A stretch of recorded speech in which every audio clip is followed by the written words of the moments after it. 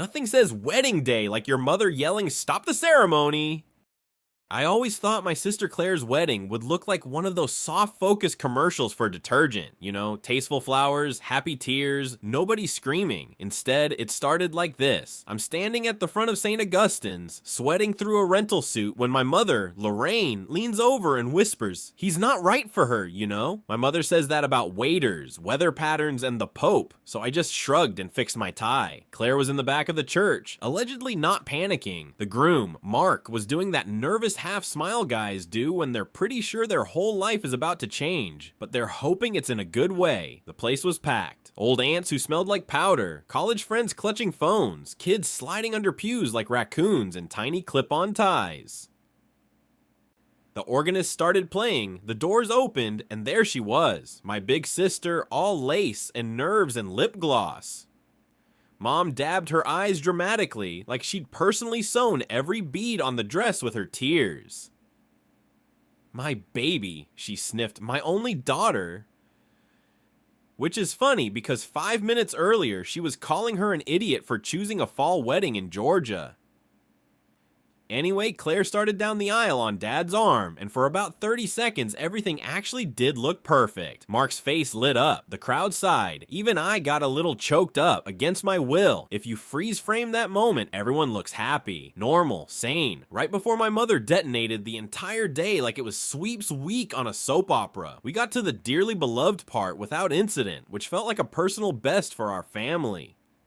The pastor hit his rhythm, the candles flickered just right, and even the flower girl stopped trying to eat her petals. Then he said the words that in hindsight we should have edited out. If anyone here has reason why these two should not be joined in holy matrimony, speak now or forever hold your peace. You are supposed to pause for half a second. He paused long enough for a commercial break. Behind me, Mom inhaled like she was about to blow out every candle in the building. "Lorraine?" I hissed under my breath. "Don't." Too late. "I have something to say," she called out, loud and clear. 200 heads snapped toward her so fast, I heard an actual neck crack. The pastor froze. Claire's hand tightened around her bouquet. Mark went the color of copy paper.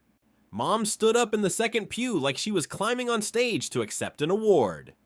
"I'm sorry," she said, not sounding sorry at all. "But I can't just sit here and let my daughter make a mistake she can't undo."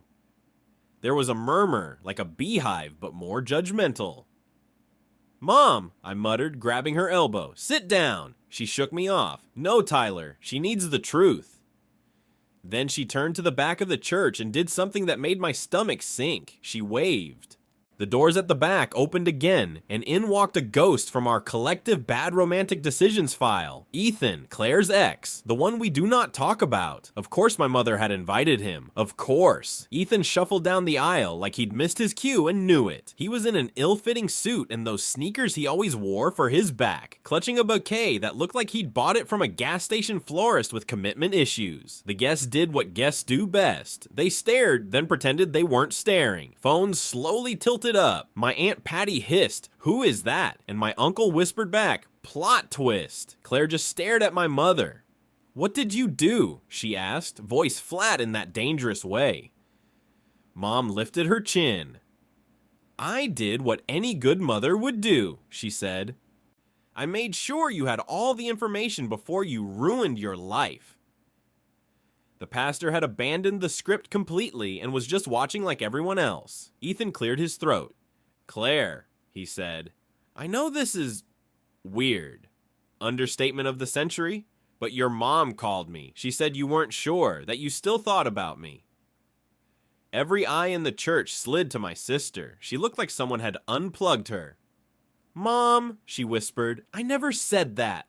Mom waved a dismissive hand. "You have doubts. Any idiot can see it." Then, to Ethan, "Tell her what you told me." Ethan took a step closer to the altar, like the world's worst ring bearer. I realized I made a mistake letting you go. I still love you. I always have. And I had to give you the choice." Mark swallowed hard. "The choice," he repeated. Like he was testing the word. It felt like the air got sucked out of the room. In that moment, I realized two things. My mother really, truly believed she was helping. This wedding was not getting back on schedule anytime soon. They cleared the church like a fire drill. Guests were herded into the courtyard with promises of punch soon, and this will all just be a minute, which was optimistic bordering on delusional. Inside it was just the main cast. Claire, still in full bridal armor. Mark, trying not to look like a man about to be left at the altar. Ethan, wringing his hands, my parents, the pastor, and me regretting not spiking the communion wine. Claire turned on Mom first. "You called my ex to my wedding," she said, voice shaking. "You stopped the ceremony. Why?" Mom planted her hands on her hips.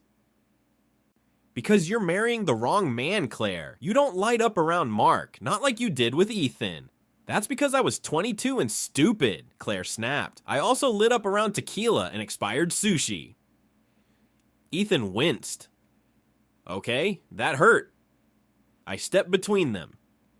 "Maybe we take a breath," I suggested, mostly because no one else seemed to be trying sanity. Mark finally spoke up.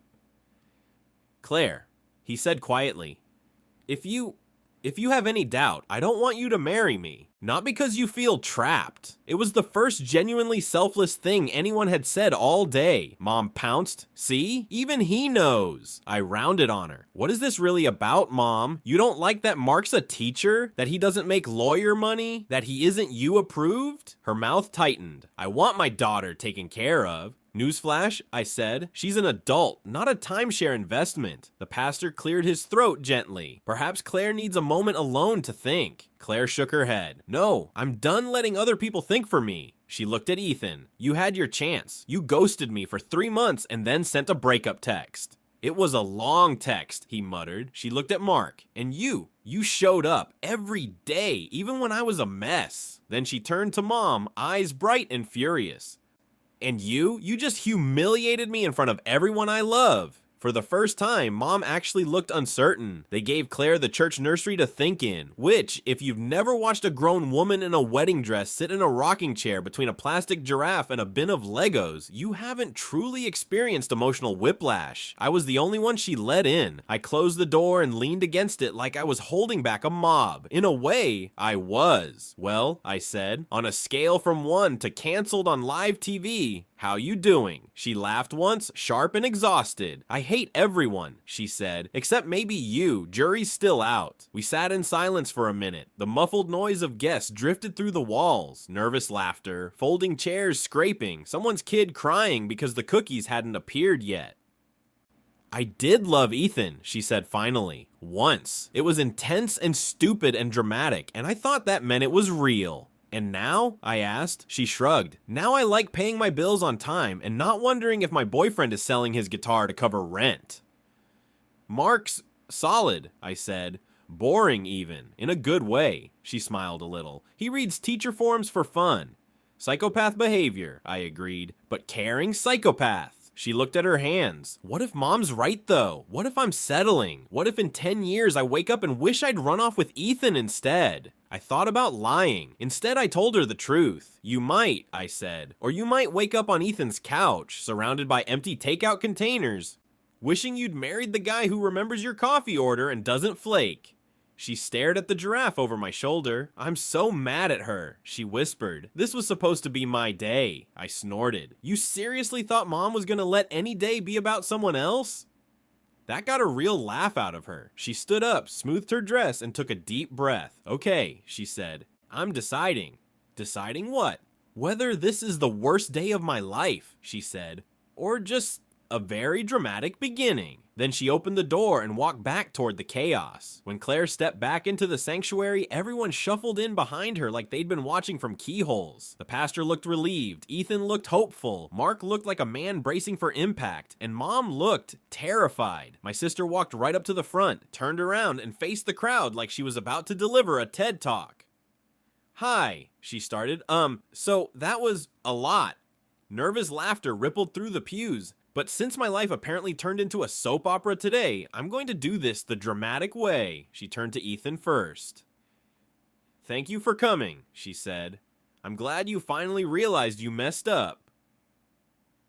But I'm not your unfinished business. I'm not a rerun. Ethan's shoulders sagged. He nodded to his credit. Then she faced our mother. You could have heard a communion wafer drop. Mom, she said, I know you think you were protecting me, but you weren't. You were protecting the version of me that still needs you to make all her choices. Her voice softened. I love you, but you don't get to direct my life like it's your favorite show. Mom's chin trembled. For once, she didn't argue. She just sat down. Finally, Claire turned to Mark. I do have doubts, she said, and the room flinched. Not about you, about me, about whether I deserve something good and steady and real. But I want this. I want you. If you'll still have me, I'd like to start over from dearly beloved and see where we end up. Mark blinked hard, then smiled.